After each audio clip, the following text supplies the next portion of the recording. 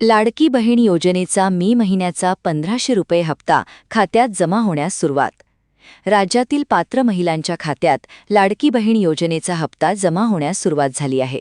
काही महिलांना डीबीटी मेसेजही आले आहेत. ई-केवायसी पूर्ण केलेल्या महिलांनाच लाभ मिळत आहे. ई-केवायसी न केलेल्या 54 लाख महिलांचा लाडकी बहीण योजनेतील लाभ बंद. राज्य सरकारने ई-केवायसी अनिवार्य केल्याने लाखो महिला अपात्र ठरल्या आहेत. पडताळणी पूर्ण न झाल्यास पुढील हप्ते बंद होणार असल्याची माहिती समोर आली आहे. मार्च-एप्रिलचे 3000 रुपये अनेक महिलांच्या खात्यात जमा, पण काहींना अजूनही लाभ नाही. अनेक महिलांच्या खात्यात 2 महिन्याचे पैसे जमा झाले आहेत. मात्र आधार बँक लिंक नसणे, ई-केवायसी अपूर्ण असणे यामुळे काही महिलांना लाभ मिळालेला नाही. राज्यात अवकाळी पावसाचा फटका, केळी आणि कांदा पिकांचे मोठे नुकसान. महाराष्ट्रातील काही भागात अवकाळी पाऊस आणि वादळी वाऱ्यामुळे केळी व कांदा पिकांचे नुकसान झाले. शेतकऱ्यांनी सरकारकडे मदतीची मागणी केली आहे. लाडक्या बहिणींना एकाच वेळी 4500 रुपये देण्याबाबत सरकारची मोठी चर्चा. मार्च, एप्रिल आणि मे महिन्याचे हप्ते एकत्र देण्याबाबत चर्चा सुरू आहे. ई-केवायसी पूर्ण महिलांनाच लाभ मिळणार असल्याचे सांगितले जात आहे. महाराष्ट्रात पावसाचा येलो अलर्ट, कोकण आणि पश्चिम महाराष्ट्रात सतर्कता. हवामान विभागाने काही जिल्ह्यांमध्ये येलो अलर्ट जारी केला आहे.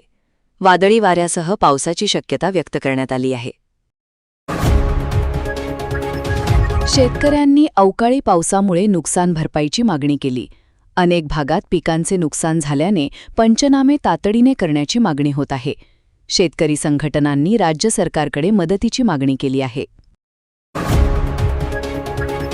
राज्य सरकारकडून योजनांच्या लाभार्थ्यांची मोठी पडताळणी मोहीम सुरू.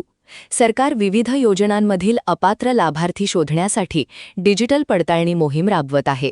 आधार आणि बँक लिंक अनिवार्य करण्यात आली आहे. कांद्याच्या बाजारभावात मोठी घसरण, शेतकरी चिंतेत. लासलगाव आणि इतर बाजार समित्यांमध्ये कांद्याच्या दलात घट झालीय. उत्पादन वाढल्याने बाजारभावावर दबाव निर्माण झालाय. राज्यात पाणी टंचाई वाढली, अनेक गावांमध्ये टँकर सुरू. उन्हाचा तीव्र परिणाम आणि कमी पर्जन्यमानामुळे ग्रामीण भागात पाणी टंचाई वाढली आहे. अनेक गावांमध्ये प्रशासनाकडून टँकरद्वारे पाणीपुरवठा सुरू आहे. ग्रामीण भागातील महिलांसाठी मोफत गॅस आणि भांडी योजनेची चर्चा. ग्रामीण महिलांना दिलासा देण्यासाठी नवीन गृहोपयोगी योजनेवर चर्चा सुरू आहे. काही जिल्ह्यांमध्ये प्रायोगिक स्तरावर योजना राबवण्याची माहिती समोर आली आहे. शेतकऱ्यांसाठी पीक कर्ज वाटपाला वेग देण्याचे आदेश. राज्य सरकारने बँकांना खरीप हंगामाआधी शेतकऱ्यांना वेळेत पीक कर्ज देण्याचे निर्देश दिले आहेत. अवैध वाळू उपशावर राज्यात मोठी कारवाई. महसूल आणि पोलीस विभागाने अनेक जिल्ह्यांमध्ये अवैध वाळू उपशावर छापेमारी मोहीम राबवली आहे. ग्रामीण रस्ते दुरुस्तीसाठी अतिरिक्त निधी मंजूर. पावसाळ्यापूर्वी ग्रामीण भागातील खराब रस्त्यांची दुरुस्ती करण्यासाठी अतिरिक्त निधी मंजूर करण्यात आला आहे. कांदा उत्पादक शेतकऱ्यांची 3000 रुपये हमीभावासाठी आक्रमक भूमिका. नाशिक जिल्ह्यातील कांदा उत्पादक शेतकरी हमीभावासाठी आंदोलनाच्या तयारीत आहेत. शेतकऱ्यांनी प्रति क्विंटल 3000 रुपये हमीभाव आणि नुकसान भरपाईची मागणी केली आहे. विदर्भातील शेतकरी आत्महत्या थांबवण्यासाठी जलव्यवस्थापन महत्त्वाचे, नितीन गडकरी. नागपुरात आयोजित परिषदेत केंद्रीय मंत्री नितीन गडकरी यांनी पाणी व्यवस्थापन आणि सिंचन वाढवणे हे शेतकरी आत्महत्या रोखण्यासाठी आवश्यक असल्याचे सांगितले.